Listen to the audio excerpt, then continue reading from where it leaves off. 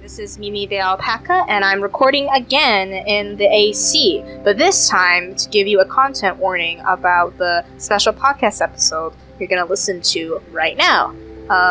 So this podcast episode, first of all, the thumbnail was drawn while I was recording the podcast episode, and so I didn't really have an idea of where it was going to go, and it ended up being a lot more bloodier than I ever thought I could make a picture, and it's of our favorite character, Deku, in that blood. So if you're really squeamish with large amounts of blood, feel free to either skip this podcast or pin the tab in your browser, or just don't have the video on the screen and just, listen to my voice ramble about Deku. The second content warning is spoiler related. Like all of my podcast episodes, I do talk about other aspects of the manga, but unlike the other podcast episodes, this one is specifically about the 319, and you don't like spoilers, don't listen to this podcast. I'm gonna spoil everything. I hold no bars, I'm just talking about the manga retrospectively, just so I can make my point. And with that ado, you're ready to listen to Past Mimi talk about Deku and burnout and overworking and other things. Enjoy. So, this may be a surprise. You may have been thinking, what? Isn't this supposed to be episode 5 of the Baku Deku podcast? And weren't you implying that the next episode we were gonna get is Deku vs. Kachan 1? Well, actually, you would have been right. You would be right. That was my original plan. But in June 2021, something happened. And that is, well, one word for it is burnout. You work way too hard, and now you're kind of broken, and you're exhausted. And what's funny is, that's exactly how I think Deku is in the most recent chapters of Boku no Hero as I'm recording. And those chapters would be 319, 318, and even like 16, 17, all of those chapters, we see a Deku that is really at his wit's end. He's like worn down. He's like a shell of who he really was. And I guess in seeing that in that character, it made me want to talk about it. I don't know what to say, but I remember, like, I'm reading this, and then at the same time, I myself experienced the same thing, was experiencing the same thing. So I thought maybe right now, while I'm still working on episode 5, and the reason for that is because I took a really long hiatus, for myself in June to recuperate, and therefore I ran out of my buffer. I was thinking I'm gonna do a special episode. I don't remember if I mentioned it in my preview episode, but it's something that I did want to do, and special episodes would basically be episodes where, I'm really winging it. So, most of the episodes, the ones that are titled normally, episode 1, 2, 3, 4, 5, whatever, all of those, you would call them the normal episodes, and those are where I'm actually, winging whatever I'm saying, but with the manga in front of me. Right now, I'm just talking into a mic in a room by myself with the AC on, recording myself drawing. I don't even know what I'm drawing, but I'm drawing something in real time. And, let's see where it goes. So, back to the title, whatever I end up titling this, but back to the point of this special episode. It's to talk about Deku and the kind of character Deku is. This far into the podcast, we're still on volume 1 and 2, and all we've really seen of Deku is he's, a nerd. He's really obsessed with heroes, And he has dreams, something that he's always wanted to do, but he physically can't do them. And by physically, I mean he doesn't have a quirk. And in this society, as we've established, if you don't have a quirk, then you can't really be anything. Or mostly everybody in the, that world, they seem to have a quirk, even if they don't use it for anything. So Deku having no quirk, he is an outsider. And the thing about Deku is, and the reason why I like him and so many people like him, is because he doesn't let that stop him. That's a really admirable trait, right? Someone who, they want to do something and they're not allowed to because they don't fit that criteria, but they want to do it anyway and they're not going to let anyone stop you. Isn't that something a lot of people, want to embody in their life? Isn't that something admirable, And, I don't know if it's obvious, but I project really heavily into Boku no Hero characters. If you don't know, not only do I draw Boku no Hero fan art, comics, I also write fanfiction. I know, I'm one of those people. But there's a paper out there, it was by a grad student at the time. I don't know if they're still in grad school anymore. But they were doing research on how fiction, fanfiction specifically, can be transformative. And that's something I still hold to this day.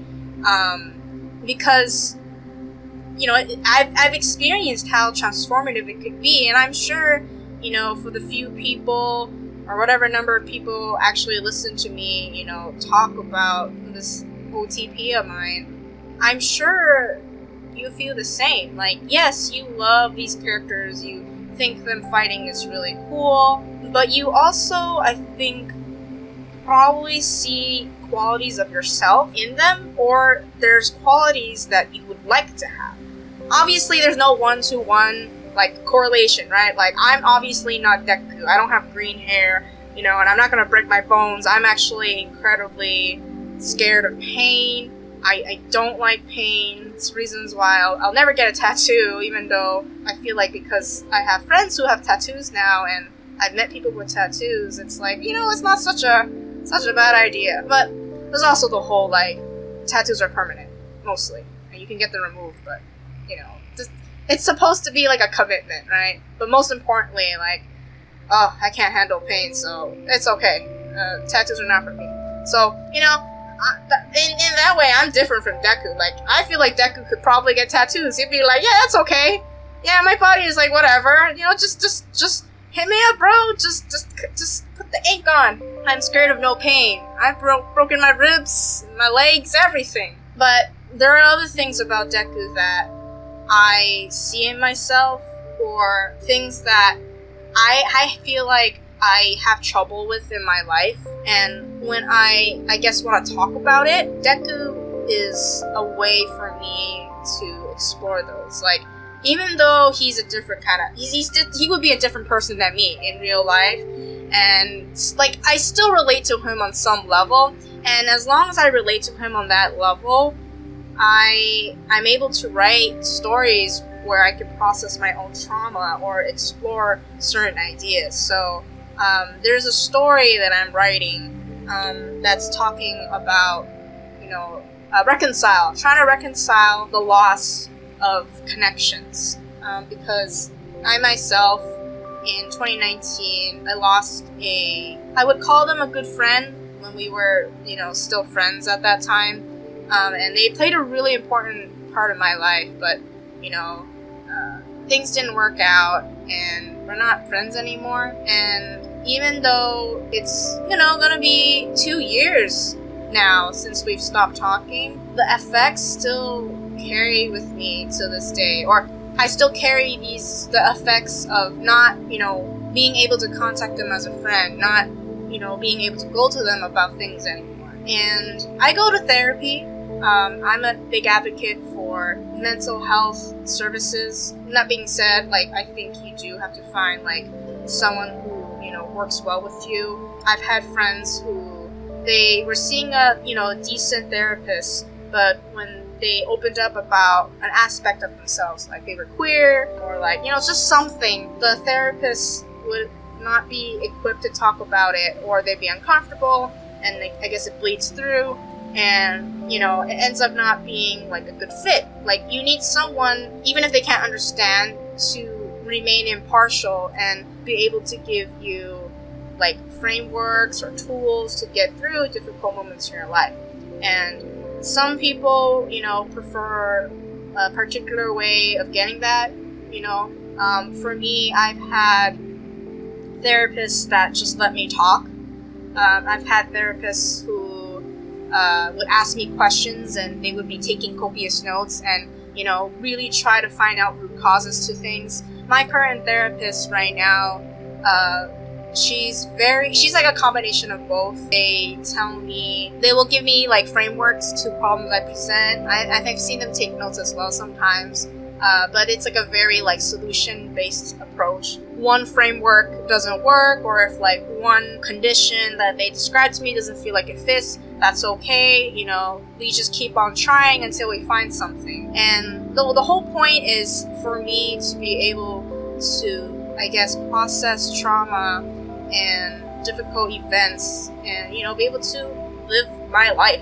Anyway, that's besides the point. So, yes, I was going into that because I was saying I write fan fiction even though I have a therapist. And, therapy is just one part of someone's journey to process their trauma and, like, finding out their identity. There's still a lot of work you need to do by yourself, always. One of those ways for me and for a lot of people is writing fic. Tying it back further to what I said before, Deku is someone I relate to, and therefore I end up writing a lot of fic, featuring him either as a protagonist or as somebody in which the events are happening to. And it's funny because when I first described to people why I like Deku, and the response, or not the response, the reasoning was basically what I said, like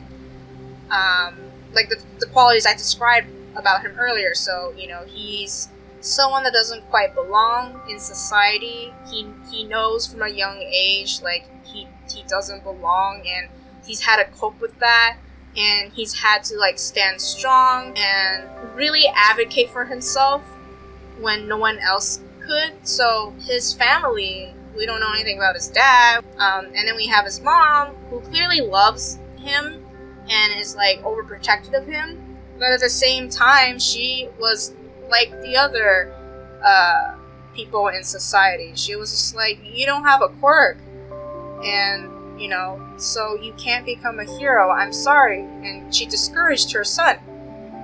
And logically, if we remove the fact that Deku is a shonen protagonist in which he's gonna have to fight against these odds, and so he can tell like a grand story about how he becomes the greatest hero, right? Like by the law of shonen, like, he does not have a choice. He cannot just cope with it and just learn to move on and do something else with his life. Like, I don't know, become a doctor, some kind of scholar. A lot of fics like painting him as some kind of like support engineer.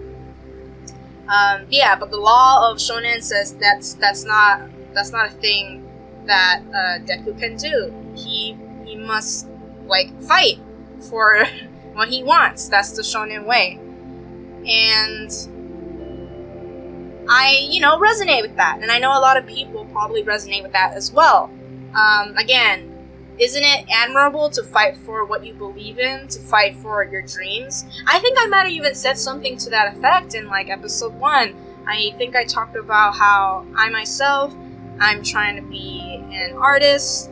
I don't know if I can make a living off of it where I live, and with my situation and my responsibilities, it's just not feasible for me to just throw all my efforts into just drawing and creating content.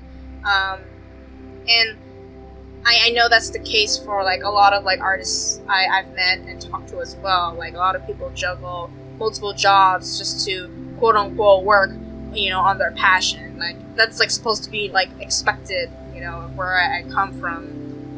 I think it's really dumb, but anyway. Yeah, so with that background, and then kind of, like, meeting Deku in his story, like, it makes sense why I was like, I like Deku a lot.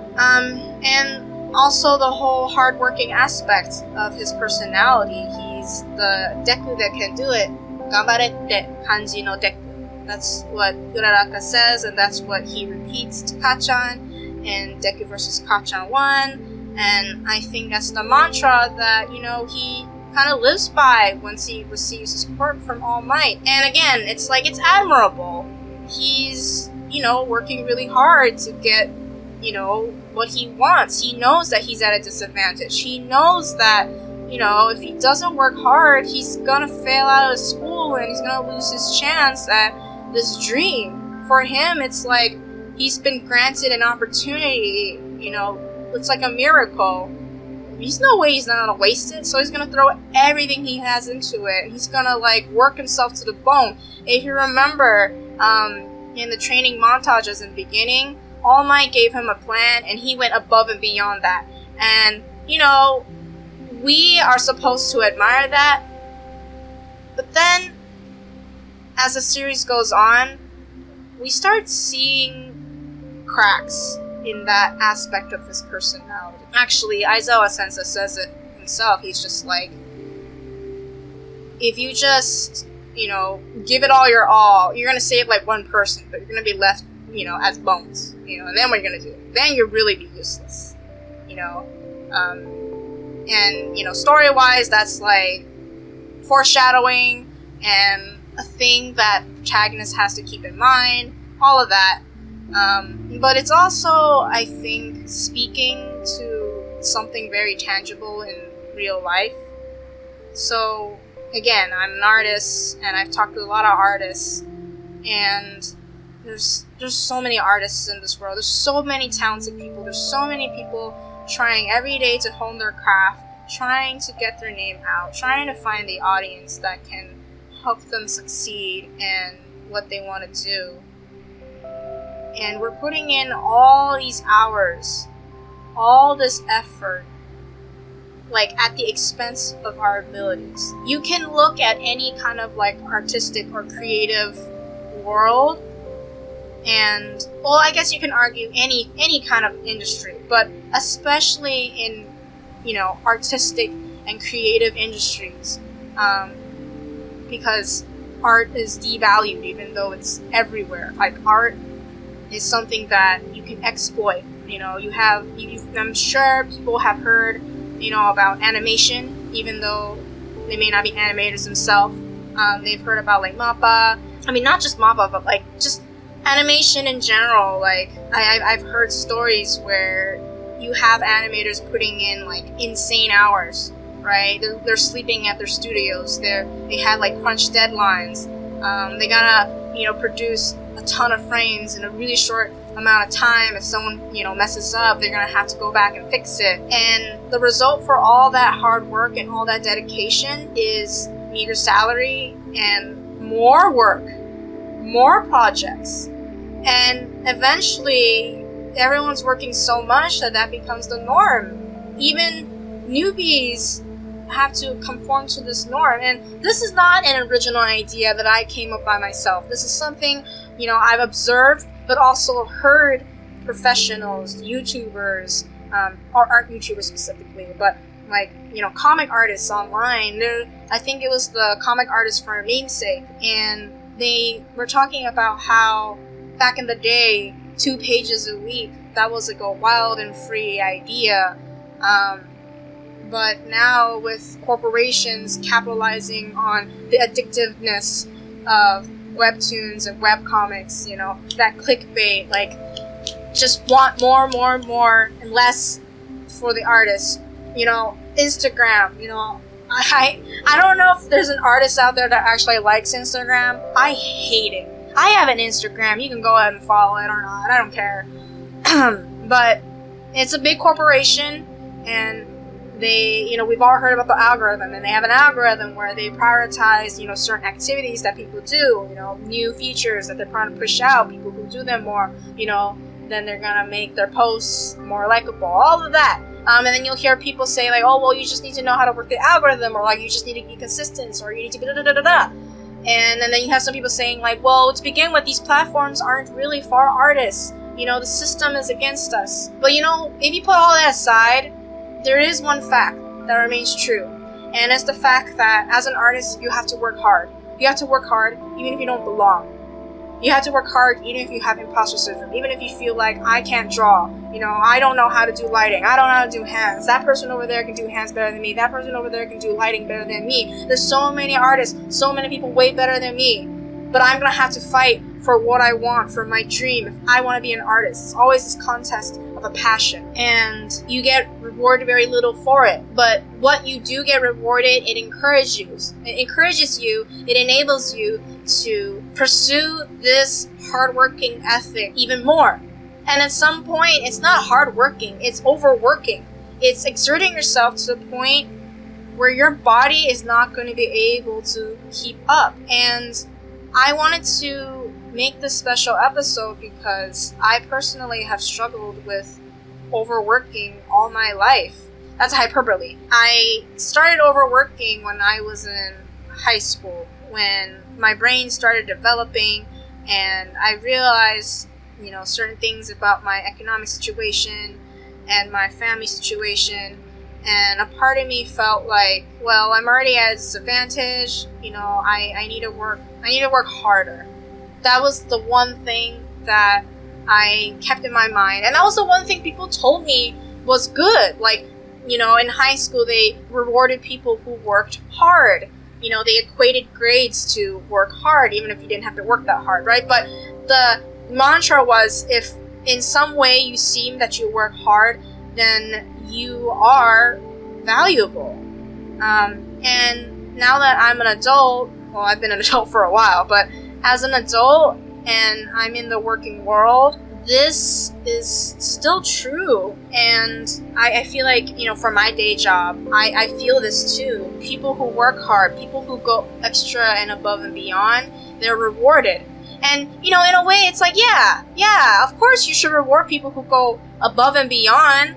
And then you also hear stories about like mediocre people, like how they can get by, and then like the marginalized person does it. But even then, like think about like the marginalized person. In order for them to be at the same level as someone who's mediocre, like a mediocre white heterosexual man, that's the one example people always bring out. A marginalized person will have to work to the point where they're a genius in order to be recognized. And even then, they're gonna suffer imposter syndrome, and they're gonna have to keep that up in order to maintain this standard. And it kind of goes back to the point where you cannot maintain that standard because you're human.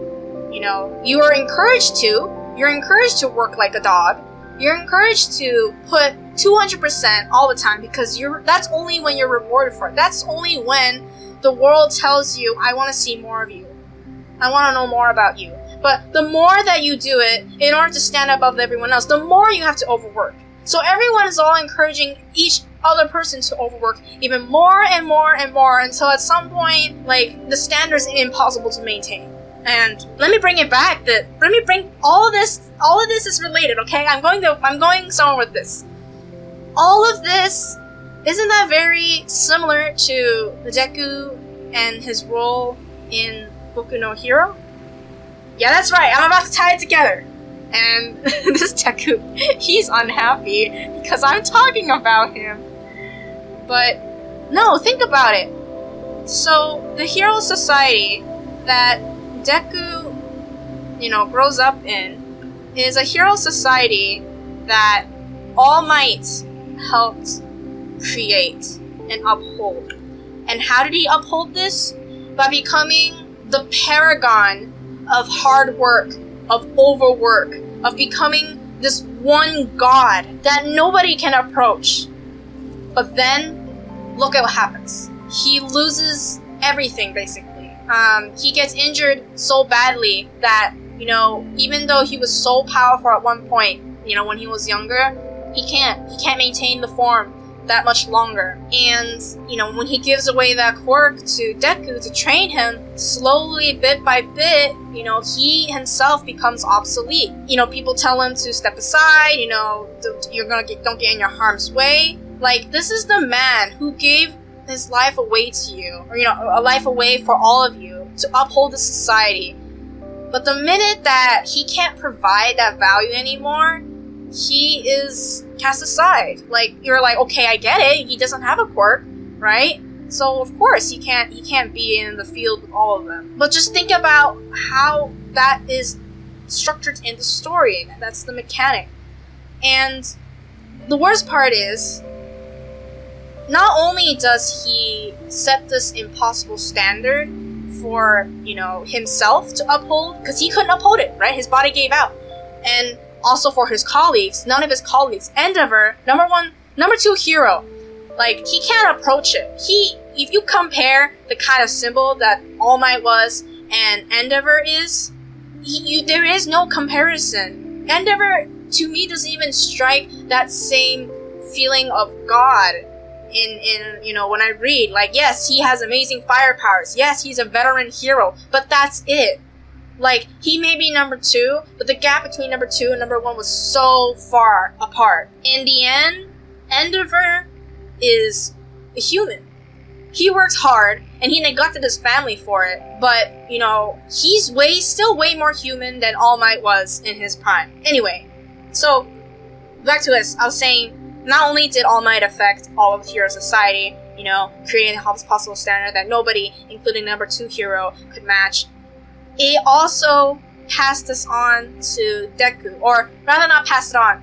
He saw these same qualities in Deku, and he encouraged it. Because it makes sense, right? He works hard. He never had, a starting path. Yeah, of course. Give this quirk to this boy and tell him that he has to work insanely hard. He has to push himself against everything. He needs to go plus ultra in order to show the world that he's here. That is something that All Might tells him. When Deku fights in Deku versus Kachan 1, All Might could have stopped the fight, but he saw it as, just another stepping stone for Deku's journey as a hero. And the thing is, he's not wrong. In the context of the story, and the context of this hero that Deku and All Might clearly subscribe to, working this hard, throwing yourself into danger, despite how outclassed you are, that's admirable, that's necessary. But encouraging that kind of rewards Deku for being reckless, for going above and beyond his means, beyond what his body can output. And Deku can try to fight against it, but when you are rewarded way more for going above and beyond for it than not, which one do you think you're gonna fall back on once you're, at your lowest point where you're not thinking anymore? And the reason why I still think this holds true, even though you can argue that all his life Deku's been bullied, Deku's been, discriminated against by the society, and nobody believed him, and the point of his character arc is that he didn't do anything, he didn't go above and beyond his means, really, he went after Kachan after he traumatically fell off a log, oh my god, that's really above. No, even though all that, if you think about it, All Might, his god, gave him this power of one for all and told him you could do it. I think that supersedes everything that he's really known, and I think only someone closer than All Might to him could get through when he's at his lowest point, when he can't afford to think anymore. He's gonna fall back on this. He's gonna fall back on the one thing that seems to have worked, the one thing that allows him to be a hero, and more importantly, what gives him value. So I'm pretty sure I've made the argument in my podcast that I don't think Deku has low self-esteem. I think he's, confident might not be a really good word to say, but he's not insecure in the same fashion that Kachan is. He's not self-deprecating in a way where he's I suck, or whatever. His thing is, he understands that he has nothing, so he wants everything. But at the same time, even though he doesn't say I suck, and like I can't do anything, like, you know, or like I'm not gonna do anything because I can't do anything. It's also this feeling that because he doesn't have anything and nothing to lose, he's nothing. Like, I don't know if I'm communicating that properly, but it's like this thing where you're secure in the fact that you have nothing, that you are nothing. Because Deku was told by society, you know, in the fact that he, like, but the doctor, right? You don't have a quirk. And in this world, in order to have value, in order to be, you know, someone, anything, you need to have a quirk. He doesn't have that, so he doesn't have value there. You know, Kachan literally is like, you don't have value, you're Deku. He's internalized that. And so when All Might comes around and gives him something, gives him the thing that he's lacked, he maintains that position. He still maintains that position that he has nothing. That he only has something because he was given that thing, but it was not inherent. He doesn't inherently have value. And all of this feeds into this overworking because he doesn't have anything. He has to prove that he has something because he was given something. There's a lot of ideas, and I wish I could articulate them in a really coherent manner. But again, I'm winging this. But again, this isn't like anything new in the manga. This has been like talked about, referenced, but it really came to the front in chapter 3, 16, 17, 18, 19. When you see Deku, like, he's literally rugged. You know, he's not even not wearing the mask anymore. He's wearing his mask all the time. And he looks terrifying. He looks like a demon, like a villain. You can't see his eyes. You can't even see his hair. It's like, who are you? You know, he is literally just like a husk. And how did he get here? There was a very clear path. He overworked himself. He still overworks himself. He thinks that at this point, nothing but overworking himself will get anything done. He thinks right now more than ever to be a Deku.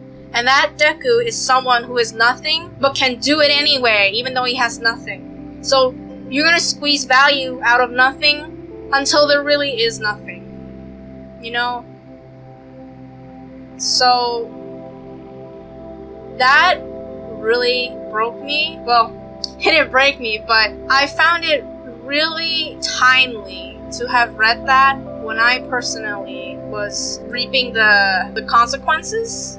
That's not how I use the phrase, but when I realized, you know, way too late that I've overworked myself to the point where I can't anymore. Yeah, that happened while I see one of the characters I, you know, really like also looking like that. But the difference between me and him is that he still hasn't found it in himself to value his body and his life. He thinks he needs to get everything done now. That's why he keeps doing this. But, you know, if you were a real person, I would just cry. I'd be like, you're so young and you have so much life ahead of you, and yet you're gonna throw it all away right now for this cause. It's because you think your body is expendable. You're not even thinking about your body. You're like, I'm young, I can do this. Look, I have all this power. I can keep going without food. Do you know how many artists, they have a tendency to not eat because they're so caught up in drawing? You know, just go to any artist at a con. Ask them, have they eaten today? I can bet you, most of them will tell you that, oh, I haven't even moved from the spot. I haven't even peed. You know, for 8 hours. It's an actual typical workday, right? And it's normal. That's just how it is. For Deku, that's just how it is. Because All Might did it. And heroes, they throw their lives in the line. They did it. And I need value to be a thing. I was given something of value, so I have to make sure whatever I do provides value. But yeah, that's not good. And that's not healthy. And seeing him work this hard, only to know that he's gonna fall apart. He is falling apart. And it really doesn't make a difference. It makes me sad. And it makes me want to tell people even a fictional character is demonstrating the effects of what this overworking, this going beyond does to you. Like, yes, let's admire and praise the people who work hard, but we also should be putting an emphasis on taking breaks and learning to enjoy life. And I say this knowing you can't really, which is sad for a lot of people, right? Like, how many, like, medical workers, how many, parents, how many, like, older siblings, cousins, whoever has to be a caretaker. You need a break, but can you really stop? Like, I needed a break in June, and I had to make a really difficult decision to put everything on pause. And it was difficult because I felt like I couldn't afford to take a break. I felt like every time, every day I don't draw, I don't say something in this world, I'm gonna be, when I die, there's gonna be nothing. And for me, at this time of recording, I think if I go, I'll be okay, in the sense that I have lived my hardest life. But it's like, also, if I go, when I go, is there anything left behind to remember me by? Is there a legacy? And when I start thinking that way, I realize that I wouldn't be happy just going poo-poo, bye-bye, right now. And why do I want a legacy? Well, that's because, just like Deku, I personally feel like I don't have any value. And, if we were to go into it, you can easily trace this to, like, how I was raised by my family, and the kinds of messages people, sent me, when I was, still a teenager, yada, yada, yada. But the point is, yeah, just like Deku, I work hard because it feels like I have to prove to myself that I can do it, because inherently I actually believe that I can't do it, that I don't have value. And as long as I feel that way, I'm gonna feel this impatience to make something that's of value at the expense of my body. Just a little bit more. Just a little bit more. I'm young, I can take it. But like I said, at some point your body gives up. Your body is the first to go.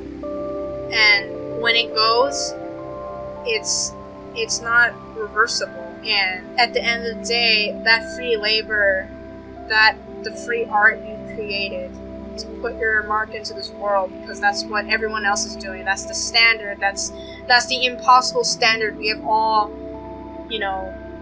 fallen into creating, because how else are you supposed to be an artist? How else are you supposed to belong? How else are you supposed to make your mark? But we've all fallen into this trap and we overwork ourselves. But at the end of the day, if you pass, there's gonna be someone else to replace you. And your work gets devalued. You can't really find value in a world that keeps taking. You need that value from yourself. It's getting like super depressing, but like strangely encouraging. What I'm trying to say is, don't be like Deku. But also, I understand why we want to be like Deku and we admire Deku. And that about him is what makes him so relatable and so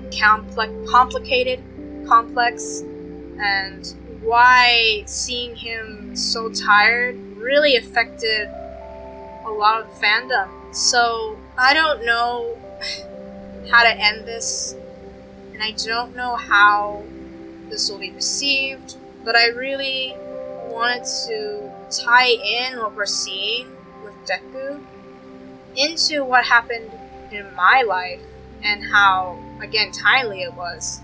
Again, this character overworking himself to the point where his body is giving up, and his spirit hasn't, but his body has given up. And I really wanted to connect that to my life and then connect that back out to the world, and just kind of add, to this internet, where everybody has their own opinions and stuff, but just kind of add that one drop, against the mill of, and just be like, when you can, please prioritize yourself And please take care of yourself.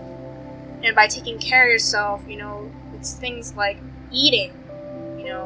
Really, don't be like Deku and like throw away the bento that someone makes for you. And take showers if you can take a shower.